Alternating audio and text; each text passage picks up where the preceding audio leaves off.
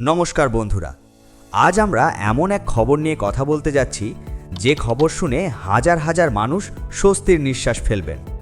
এবার আর নিতে হবে না উইলের প্রবেট। এই সিদ্ধান্ত কেন নেওয়া হলো, আগে কি নিয়ম ছিল, এখন কি বদলেছে, আর সাধারণ মানুষের কি লাভ হবে, সব কিছু আজ বিস্তারিতভাবে জানব। উইলের প্রবেট কি? প্রথমেই বুঝে নেওয়া যাক উইলের প্রবেট আসলে কি। কোনো ব্যক্তি জীবিত অবস্থায় তার সম্পত্তি কাকে দেবেন তা লিখিত আকারে যে নথিতে উল্লেখ করেন সেটাই হলো উইল। আর সেই উইলকে আদালতের মাধ্যমে যাচাই করে বৈধ ঘোষণা করাকে বলা হয় প্রবেট অফ উইল। অর্থাৎ আদালত বলবে, হ্যাঁ, এই উইল আসল এবং এই অনুযায়ী সম্পত্তি বণ্টন করা যাবে। আগের নিয়ম কি ছিল?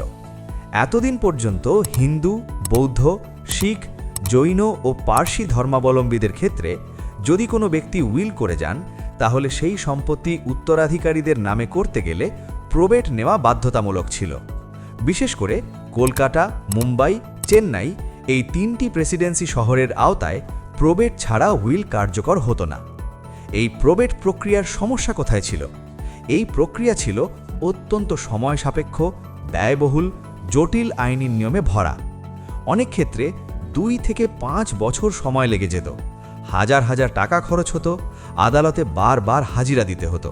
ফলে অনেক পরিবার বছরের পর বছর সম্পত্তি ভোগ করতে পারত না। ভাই বোনের মধ্যে ঝামেলা বাড়ত, অনেক সময় মামলা মোকদ্দমাও শুরু হয়ে যেত। এবার কি পরিবর্তন আনা হলো? এই সমস্ত সমস্যা মাথায় রেখেই উত্তরাধিকার আইন সংক্রান্ত নিয়মে বড় পরিবর্তন আনা হয়েছে। এখন নির্দিষ্ট ক্ষেত্রে আর উইলের প্রবেট নেওয়া বাধ্যতামূলক নয়। অর্থাৎ যদি উইলটি যথাযথভাবে তৈরি হয় এবং কোনো বড় আপত্তি না থাকে, তাহলে সরাসরি সম্পত্তি উত্তরাধিকারীদের নামে করা যাবে। এই পরিবর্তনের পেছনে যুক্তি কি? সরকার ও আইন বিশেষজ্ঞদের মতে 1.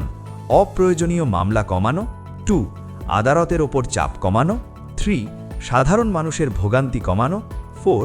সম্পত্তি হস্তান্তর প্রক্রিয়া সহজ করা। সব মিলিয়ে বলা যায় এটি সাধারণ মানুষের পক্ষে একটি যুগান্তকারী সিদ্ধান্ত। কারা এই সুবিধা পাবেন? এই নতুন নিয়মে উপকৃত হবেন হিন্দু, বৌদ্ধ, শিখ, জৈন ধর্মাবলম্বীরা। বিশেষ করে যারা উইল করেও প্রবেটের জটিলতায় আটকে ছিলেন, তাদের জন্য এটি এক বড় স্বস্তির খবর। তবে কি সব ক্ষেত্রেই প্রবেট লাগবে না? খুব গুরুত্বপূর্ণ বিষয়, সব ক্ষেত্রেই নয়। যদি উইল নিয়ে পারিবারিক বিরোধ থাকে, কেউ উইলের বৈধতা চ্যালেঞ্জ করে, জালিয়াতির অভিযোগ ওঠে, তাহলে আদালতের দ্বারস্থ হতে পারে।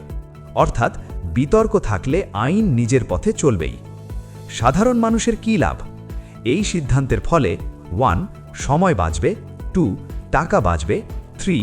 আইনি ঝামেলা কমবে, 4. সম্পত্তি দ্রুত হস্তান্তর হবে।